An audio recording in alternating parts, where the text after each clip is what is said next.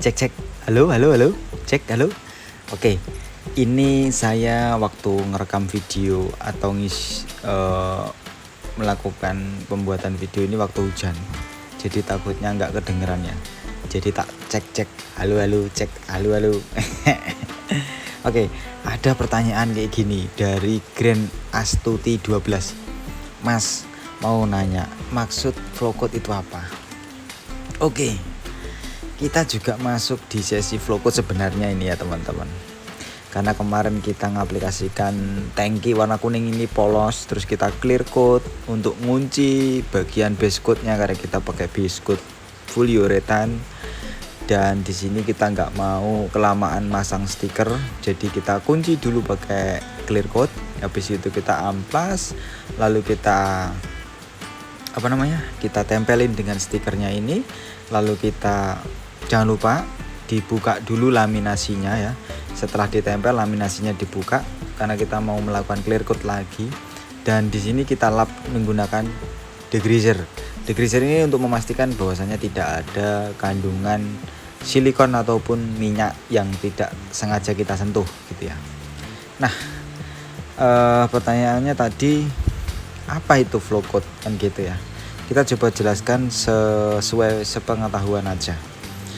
Flow code ialah sesi bilas ya. Jadi sesi bilas ketika clear code udah kering itu diamplas terus di clear lagi. Nah, itu masuk di sesi flow code gitu ya. Ada juga yang mengistilahkan wet on wet ataupun dari basah ke basah gitu ya. Nggak perlu nunggu kering. Jadi clear code pertama basah, habis itu jeda terus dibasahin lagi untuk mengambil wet look-nya. Itu juga ada yang seperti itu.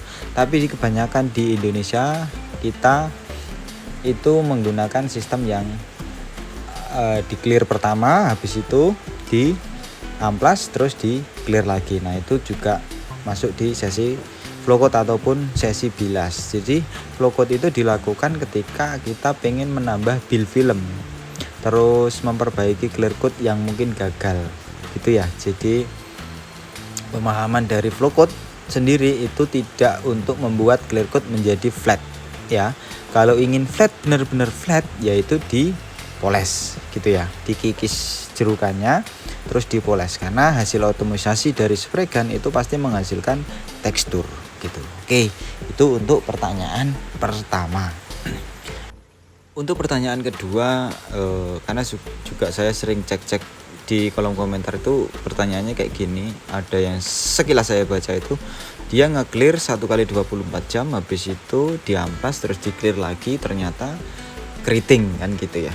Nah, resiko dari ini, salah satu resiko dari flow code itu ya keriting, itu yang paling parah gitu ya. Kalau nggak parahnya itu biasanya malah makin jelek gitu. Itu kalau kita nggak paham ya gitu. Nah, apa sih yang harus diperhatikan ketika kita mau melakukan sesi bilas atau sesi flow code ini? Yaitu yang pertama, kita mungkin ambil poin-poinnya aja. Kita tidak bisa menjustifikasi bahwasanya tekniknya itu salah atau gimana masnya itu, tapi kita cuma mengambil poin-poinnya aja gitu ya. Siapa tahu ada beberapa poin yang mungkin nyantol di bagian tersebut atau di bagian yang ada masalah tadi gitu ya. Nah, kebetulan di sini kita mau melakukan clear code. Untuk clear di sini menggunakan 2100 nih. Pertama kita pakai clear 2100 juga.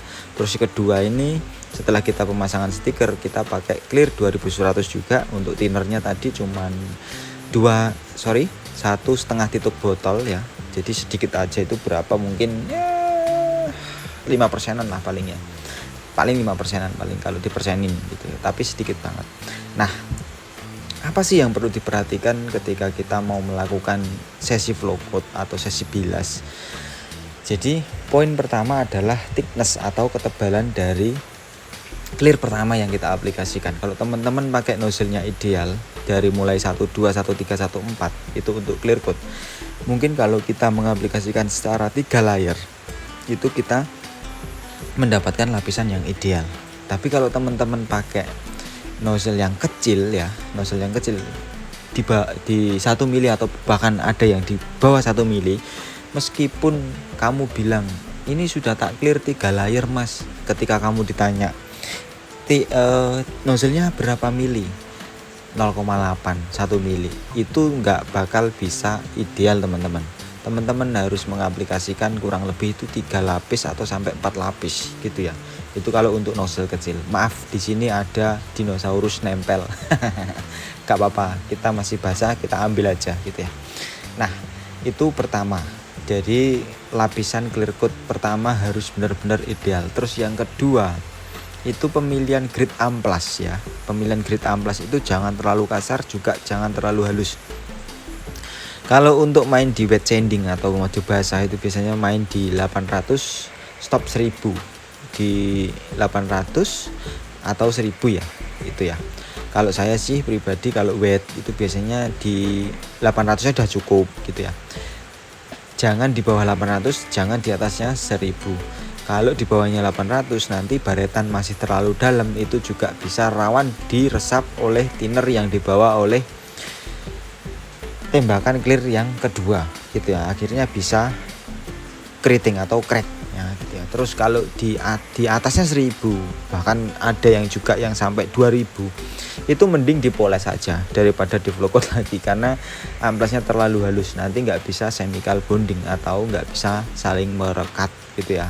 Jadi untuk mengakali adhesif dari bahan, kita kan nggak tahu ya, bahan itu kan beda-beda, adhesifnya juga beda-beda ya. Maka dari itu kita harus mendapatkan halusnya juga bisa mendapatkan gritnya gitu ya teman-teman. Itu yang kedua, pemakaian thinner ataupun teknik itu juga bisa berpengaruh dari keriting. Walaupun saya mengaplikasikan clear, misalnya malam ini saya aplikasikan terus besok pagi saya clear lagi, itu nggak jadi masalah teman-teman Kak, karena lapisannya ideal gitu ya. Oke, tadi kita mengaplikasikan sebanyak 3 lapis, terus di sini hasilnya seperti ini. Ini kita tinggal tinggal mandi, tinggal makan, dan banyak banget serangga yang nempel. Dan serangga ini di atas clear coat aman, masih bisa diantisipasi. Terus di sini nanti kita akan amplas lagi, terus kita clear lagi, karena juragannya pengennya stikernya itu ketika diraba nggak terasa gitu ya teman-teman. Dan hasilnya seperti ini, tidak ada yang keriting walaupun saya mengaplikasikannya secara brutal gitu ya. Brutal itu dalam arti tanpa ada yang namanya sahur-sahur dulu ataupun tipis-tipis dulu, kita langsung tembak jepret, dah selesai gitu ya. Tadi kita perlihatkan pertama memang jerukannya gede-gede, terus setelah kita tinggal kurang lebih ada 2 jaman, ini sesinya udah mulai ngeflow ya, itu jerukannya udah mulai halus gitu ya. Oke, itu aja dari saya. Mungkin ini maaf banget ini kemalaman lagi ya, memang siang hari kita mungkin padat merayap ya gitu. Oke, itu aja dari saya. Mungkin kalau misalnya kurang paham nanti bisa ditanyakan lagi. Saya pamit undur diri. Thank you for watching. Wassalamualaikum warahmatullahi wabarakatuh. Semoga bermanfaat buat teman-teman.